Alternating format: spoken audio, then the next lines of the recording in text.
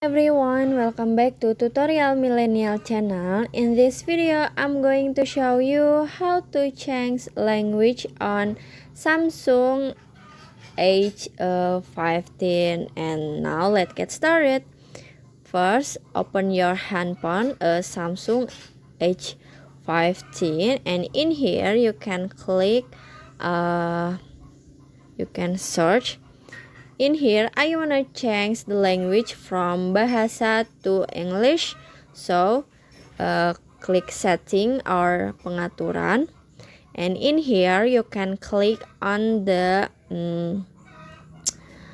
this one. And in here, you can search bahasa or you can search language. And then click this one.